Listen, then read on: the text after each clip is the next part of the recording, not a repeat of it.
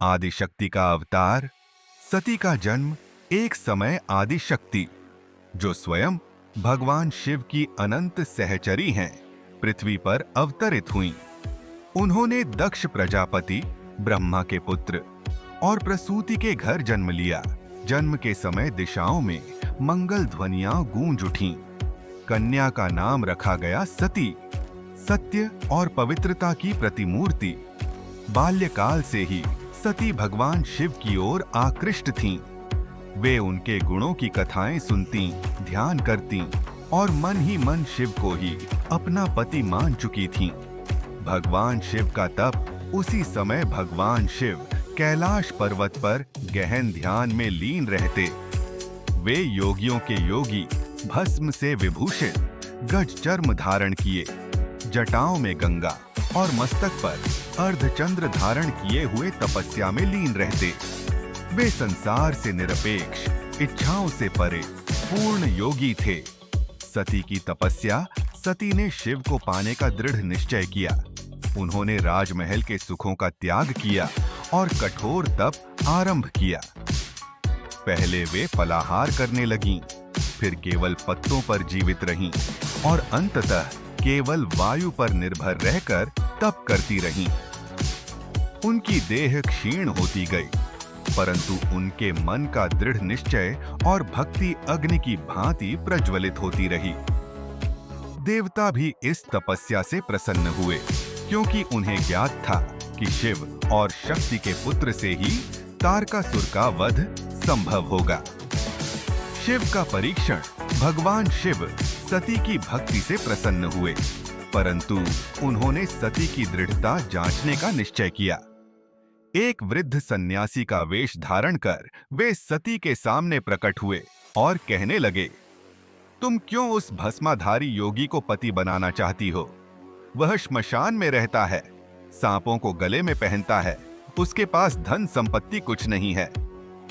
सती ने दृढ़ स्वर में उत्तर दिया, आप चाहे जैसे कहें, पर मेरे लिए वे ही जगत के स्वामी हैं। वही शाश्वत सत्य हैं, वही योगियों के आराध्य हैं। मैं केवल उन्हीं को अपना सर्वस्व मानती हूँ। यह सुनकर शिव प्रसन्न हुए और अपने वास्तविक दिव्य रूप में प्रकट हुए। उन्होंने सती को स्वीकार किया। दिव्य विवाह ब्रह्मा, विष्णु और समस्त देवताओं की उपस्थिति में हिमालय पर्वत पर सती और शिव का दिव्य विवाह संपन्न हुआ। आकाश में पुष्प वृष्टि हुई, वेद मंत्र गूंजे और तीनों लोग आनंदित हो उठे। शिव और सती कैलाश पर लौटकर आनंदमय जीवन व्यतीत करने लगे। दक्ष का अहंकार। किंतु दक्ष प्रजापति अपनी पुत्री के विवाह से प्रसन्न नहीं थे। उन्हें शिव का विरक्त और योगी रूप खटकता था। वे सोचते थे कि शिव उनके कुल के योग्य नहीं हैं। यह घमंड ही आगे चलकर विपत्ति का कारण बना। दक्ष का यज्ञ। एक समय दक्ष ने एक विशाल यज्ञ का आयोजन किया। उन्होंने सभी देवताओं, ऋषियों और राजाओं को आमंत्रित किया, परंतु शिव को आमंत्रित नहीं किया। सती ने देखा कि सभी देवगण अपने परिवार सहित यज्ञ में जा रहे हैं। उन्होंने शिव से कहा, स्वामी, मैं भी अपने पिता के यज्ञ में जाना चाहती हूँ। शिव ने कहा, प्रिय, हमें बुलाया नहीं गया। जहाँ अपमान और द्वेष हो, वहाँ जाना उचित नहीं। पर सती बोली, पुत्री होने के नाते मुझे पिता के घर जाने का अधिकार है। मैं अवश्य जाऊंगी। सती का आत्मदाह। सती यज्ञ स्थल पर पहुंची। माता और बहनों ने स्वागत किया, पर दक्ष ने उन्हें अनदेखा किया। यज्ञ में सब देवताओं को अर्घ्य दिया गया, पर शिव का स्थान रिक्त था। सती ने प्रश्न किया तो दक्ष ने शिव का अपमान करना शुरू किया। तुमने जिस भिखारी योगी को पति बनाया है, वह श्मशान में रहने वाला भूत प्रेतों का साथी है। वह इस यज्ञ योग्य नहीं। सती क्रोधित और व्यथित हो उठी। उन्होंने कहा, जिस शिव को तुम अपमानित कर रहे हो, वही सृष्टि के स्वामी हैं। तुम्हारे जैसे पिता का अंश धारण कर मैं अब और नहीं रह सकती।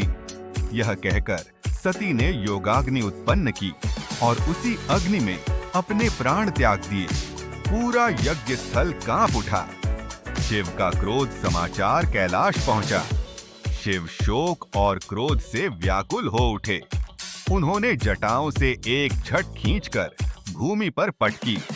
उससे प्रकट हुआ भयानक वीरभद्र और भद्रकाली।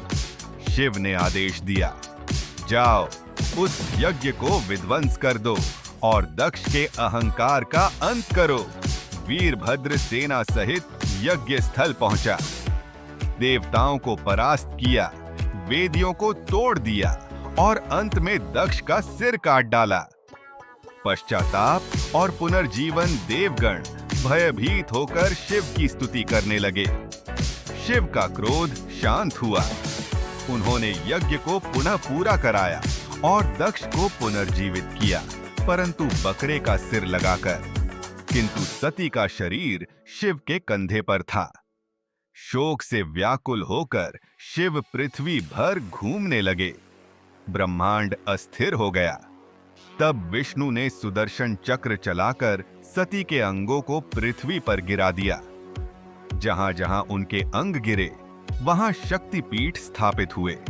पुनर्जन्म का वचन सती, जो अनंत शक्ति थीं, पुनः जन्म लेंगी हिमालय और मेना की पुत्री पार्वती के रूप में और पुनः शिव से विवाह करेंगी। इस प्रकार शिव और सती की कथा पूर्ण होती है। यह प्रेम, भक्ति, अहंकार, त्याग और ब्रह्मांडीय संतुलन की अद्वितीय गाथा है।